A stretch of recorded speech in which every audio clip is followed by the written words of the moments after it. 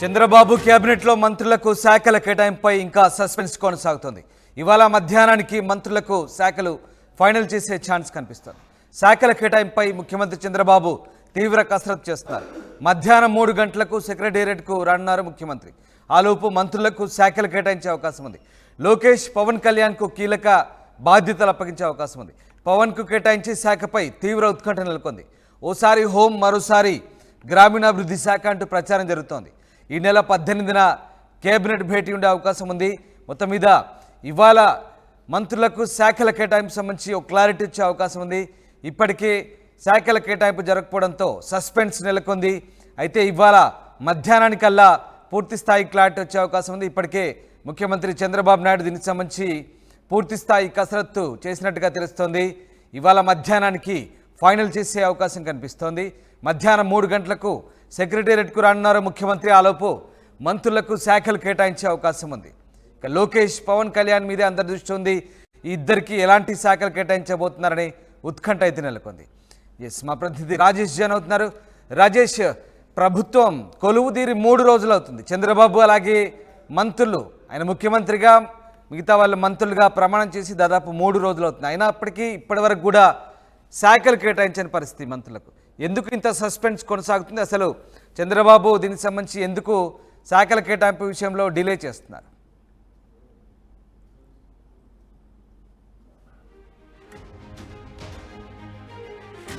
రావడమే ప్రధాన కారణం. కొత్త వాళ్ళకి ఏ శాఖలు కేటాయించాలి, వాళ్ళ సమర్థత ఏ విధంగా ఉంటుంది అనే అంశాల మీద చంద్రబాబు కసరత్తు చేస్తున్నారు.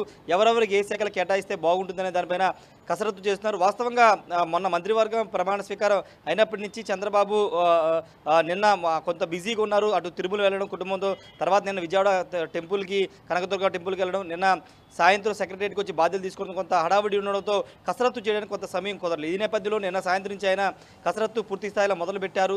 ఈ నేపథ్యంలో మధ్యాహ్నానికి దీనిపైన ఒక స్పష్టత వచ్చి శాఖల కేటాయింపు వివరాలు బయటికి వచ్చే అవకాశం కనబడుతుంది. మరోవైపు చంద్రబాబు మధ్యాహ్నం 3 గంటలకి సచివాలయం రాబోతున్నారు.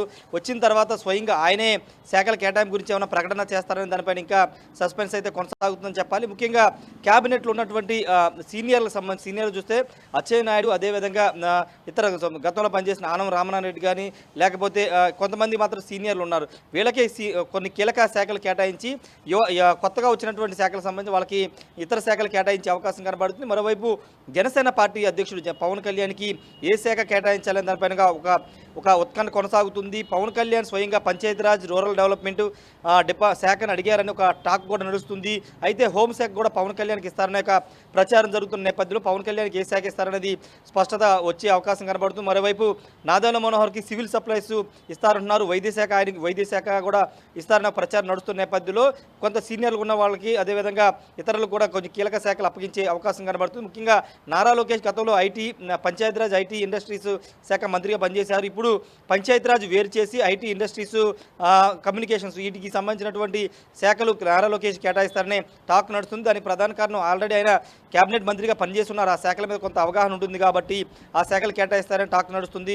మరోవైపు కీలకమైన చంద్రబాబు ప్రభుత్వంలో కీలకమైనటువంటి ఆర్థిక శాఖ, రెవెన్యూ శాఖ, ఈ 2 శాఖలకి సీనియర్ల వైపుకి వెళ్ళే అవకాశం కనబడుతుంది. ఎందుకంటే ఆర్థిక శాఖ చాలా కీలకం. పథకాల అమలుకు సంబంధించి కానీ, బడ్జెట్కు సంబంధించిన కానీ, లేకపోతే అన్ని అంశాలు ఆర్థిక శాఖ కీలకం ఉంటుంది కాబట్టి దానికి సీనియర్ అయితే బాగుంటుంది. దాని మీద కొంత అవగాహన ఉన్న వాళ్ళైతే బాగుంటుందని చంద్రబాబు కసరత్తు చేస్తున్నారు. పయ్యావుల కేశవ పేరు ప్రధానంగా వినబడుతుంది. లేకపోతే ఆనం రామనారాయణ రెడ్డి పేరు కూడా వినబడుతున్న నేపథ్యంలో వీళ్ళిద్దరిలో ఒకరికి ఆర్థిక శాఖ, రెవెన్యూ శాఖ కేటాయించే అవకాశం కనబడుతుంది. ఆనం రామనారాయణ రెడ్డి గతంలో 2004-2009లో రాజశేఖర రెడ్డి క్యాబినెట్లో మంత్రిగా పనిచేసిన అనుభవం ఉంది. సీనియర్ శాసనసభ్యులు కాబట్టి ఆయనకి కీలక శాఖ ఇస్తారని టాక్ నడుస్తుంది. మరోవైపు అచ్చెన్నాయుడు కూడా గతంలో ఆయన మంత్రిగా పనిచేస్తున్న అనుభవం ఉంది కాబట్టి ఆయనకు కూడా కీలక శాఖే రావచ్చనే టాక్ నడుస్తుంది. మరోవైపు వంగలపూడి అనితకి స్త్రీ శిశు సంక్షేమ శాఖ, లేకపోతే ఒకవేళ మహిళకి హోంశాఖ ఇవ్వాలనుకుంటే వంగలపూడి అనిత పేరు హోంశాఖ మీద వినపడుతున్న నేపథ్యం ఏం చూస్తుంది. వీటన్నింటిని కూడా చంద్రబాబు 1-2 సార్లు కసరత్తు చేస్తున్నారు. కసరత్తు చేసి పూర్తి స్థాయిలో ఈరోజు మధ్యాహ్నానికి, లేకపోతే జీఏడీ నుంచి వస్తే కనుక మధ్యాహ్నంలోపు వచ్చే అవకాశం. ఒకవేళ సాయంత్రం ఇవ్వాలనుకుంటే చంద్రబాబే స్వయంగా మంత్రుల శాఖల కేటాయింపులు ప్రకటన చేసే అవకాశం ఉంది. రామదాస్, ఏదేమైనప్పటికీ కొంత కసరత్తు అయితే ఎక్కువ చేస్తున్నారు. ఎందుకంటే ఈ కేబినెట్ మంత్రులు కాబట్టి మంత్రులు కీలకంగా ఉంటారు కాబట్టి ఖచ్చితంగా కొంత కసరత్తు చేసి ఎవరెవరికి ఏ శాఖలు కేటాయిస్తే బాగుంటుంది అంశం మీద చంద్రబాబు నేతలతోనూ అదేవిధంగా అందరితోనూ చర్చించి నిర్ణయం తీసుకుంటున్నారు. మరోవైపు ఈ నెల 18న మొదటి కేబినెట్ సమావేశం నిర్వహించాలని అనుకుంటున్నారు.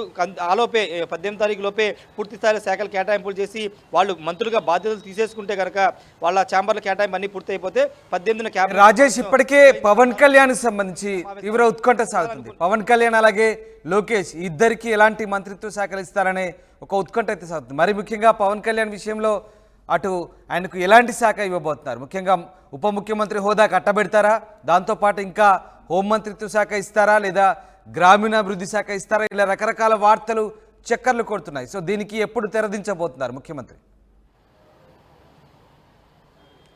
అంటే పవన్ కళ్యాణ్కి డిప్యూటీ సీఎం అనేది దాదాపుగా ఖరారైపోయింది. ఆల్రెడీ చాలామంది అమిత్ షాకి సంబంధించి కానీ చాలామంది కేంద్ర మంత్రులు కానీ చాలామంది నేతలు డిప్యూటీ సీఎం పవన్ కళ్యాణ్కి ఆర్టీ కంగ్రాచులేషన్స్ అంటూ కొన్ని సందర్భాలు ఆల్రెడీ మెన్షన్ చేశారు. కాబట్టి ఖచ్చితంగా పవన్ కళ్యాణ్ డిప్యూటీ సీఎం అనేది ఖరారు. కేవలం ఒకళ్ళే డిప్యూటీ సీఎం ఉంటారు, అది కూడా పవన్ కళ్యాణ్ ఉండే అవకాశం ఉంది.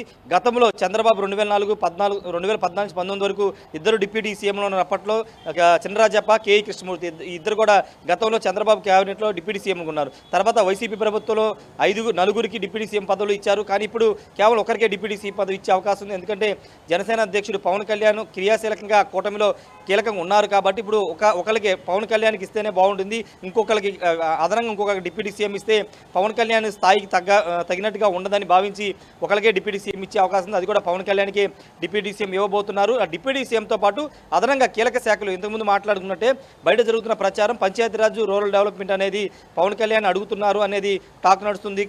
పవన్ కళ్యాణ్ ఏది కోరితే ఆ శాఖ ఇవ్వడానికి చంద్రబాబు సిద్ధంగా ఉన్నారు కాబట్టి కొంచెం రూరల్ డెవలప్మెంట్ పంచాయతీరాజ్ శాఖ మీద పవన్ కళ్యాణ్ కొంత ఆసక్తిగా ఉన్నారని తెలుస్తుంది. దానిలో భాగంగా ఆ శాఖ అడిగినట్లు కూడా ప్రచారం నడుస్తుంది. ఒకవేళ హోంశాఖ ఇస్తే మాత్రం హోంశాఖ పవన్ కళ్యాణ్ కొంత సినిమాలతో ఉన్నారు, సినిమాలు షూటింగ్లు కొన్ని చేయాల్సి ఉంది కాబట్టి 3-4 సినిమాలు ఆల్రెడీ షూటింగ్ మధ్యలో ఆగి ఉన్నాయి కాబట్టి ఆ సినిమా షూటింగ్లు కంటిన్యూ చేయాలంటే హోంశాఖ అనేది కొంత ఇబ్బందికరంగా మారే అవకాశం ఉంది. ఎందుకంటే హోంశాఖ అనేది పోలీసులకు సంబంధించింది, కీలకంగా ఉండే అవకాశం ఉంది. రాష్ట్రానికి అత్యంత కీలకమైన శాఖ కాబట్టి ఆ శాఖ పవన్ కళ్యాణ్ తీసుకుంటారా లేదా అనే దానిపైన కూడా ఒక సస్పెన్స్ అయితే ఉందని చెప్పాలి. నారా లోకేష్ గురించి ఇంతకుముందు మాట్లాడినట్టే ఆయన ఆల్రెడీ విదేశాల్లో ఇంతకుముందు ఇండస్ట్రీ మినిస్టర్గా పనిచేశారు, ఐటీ మినిస్టర్గా పనిచేశారు కాబట్టి కంపెనీలతో ఆయనకు పరిచయాలు ఉన్నాయి. ఇతర దేశాల్లో ఉన్న కంపెనీలతో అక్కడ ఉన్న ప్రతినిధులతో పరిచయాలు ఉన్నాయి కాబట్టి ఆ పరిచయాలతో ఆ శాఖ కేటాయించడం ద్వారా ఆంధ్రప్రదేశ్కి పెట్టుబడులు కానీ లేకపోతే ఐటీ కంపెనీలు కానీ పరిశ్రమలు తీసుకురావడానికి దోహదపడుతుందని భావించి ఆయనకి ఐటీ శాఖ అదేవిధంగా ఇండస్ట్రీస్ కమ్యూనికేషన్స్ ఈ శాఖలో కేటాయించే అవకాశం అయితే కనబడుతుంది. రామదాస్ మధ్యాహ్నం లోపు జీఏడీ నుంచి వస్తే కనుక అఫీషియల్గా జీవో వస్తుంది. ఒకవేళ చంద్రబాబే స్వయంగా శాఖలు కేటాయింపు ప్రకటించాలనుకుంటే 3 తర్వాత అయినా ఎలాగూ సచివాలయానికి వస్తారు కాబట్టి అప్పుడు ప్రకటించే అవకాశం ఉంది. రాజేష్, అయితే ఇప్పటి వరకు మంత్రులు మంత్రులుగా బాధ్యతలు స్వీకరించిన పరిస్థితి, ఎందుకంటే వాళ్ళకి ఏ శాఖలు కేటాయించలేదు కాబట్టి మంత్రిత్వ బాధ్యతలు కూడా ఇప్పటివరకు అధికారికంగా స్వీకరించిన పరిస్థితి.